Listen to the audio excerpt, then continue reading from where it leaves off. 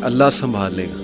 بالکل. Ultimately you have to leave everything to Allah. اور قرآن مجید میں بھی اللہ ایون نبی صلی اللہ علیہ وسلم کہتے ہیں نا کہ تم مشورہ کرو لیکن اس کے بعد اللہ پہ توکل کرو اور چھوڑ دو, اللہ تعالیٰ اس کو سنبھال لے گا. آئی تھنک جب ہمیں یہ بلیف ہو گیا نا کہ کائنات کا نظام چلانے والا اللہ ہے, لوگوں کے دلوں کا کنٹرول اللہ کی 2 انگلیوں کے درمیان ہے, بے حدیث میں آتا ہے, ہر چیز ایٹم بھی موو نہیں کر سکتا اللہ کی اجازت کے بغیر.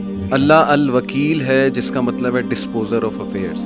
تمام افیئرز اللہ نے ڈسپوز آف کرنے ہیں. جو آپ کی زندگی میں ہو رہا ہے یہ آپ توکل رکھیں, یقین رکھیں کہ وہ اللہ کی اجازت سے ہو رہا ہے, اس کا ایک مقصد ہے. بس آپ نے یہ تلاش کرنا ہے بجائے کہ اس غم کو اپنے سر پہ چڑھانے کے.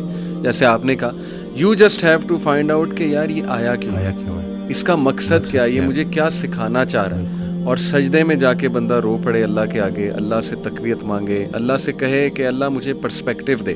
بلکہ میں ایک کوٹ پڑھ رہا تھا, ایون دو ہی از اے نان مسلم رائٹر ہے بہت بڑا, میرے ذہن سے ابھی خیر نام نکل گیا, انہوں نے بڑی کمال کی بات کی.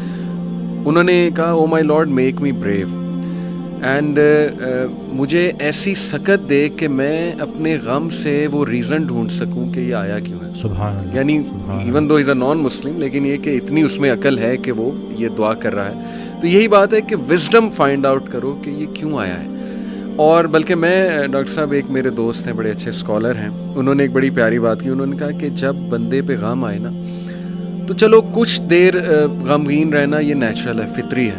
رسول اللہ صلی اللہ علیہ وسلم پہ بڑے غم آئے, حضرت خدیجہ کی جو ڈیتھ تھی وہ اس سے بڑا غم نہیں تھا. The most smiling face did not smile for months. تو اٹس نیچرل اوکے, لیکن وہ رک نہیں گئے.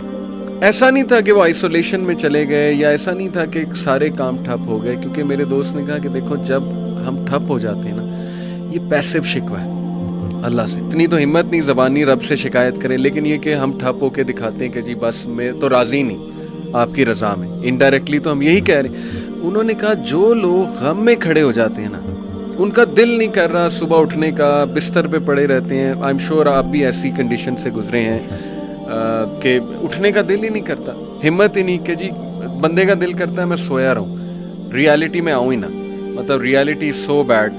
لیکن اس وقت جو اٹھ جاتا ہے نا, یقین کریں, جو ہمت پکڑتا ہے, اللہ کا نام لیتا ہے, آئی تھنک یہ اللہ کو وہ یہ میسج دے رہا ہے کہ اللہ میں راضی ہوں. بالکل. بس اب آپ چلائیں مجھے. اور صبر بھی, بلکہ میرے پاس پیشنٹ آئے تو میں ان کی میں نے کہا آپ نے صبر کرنا ہے, تو کہتے کر رہا ہوں نا. میں نے کہا کہ صبر تو ایسے کرنا ہے کہ دوسرا بندہ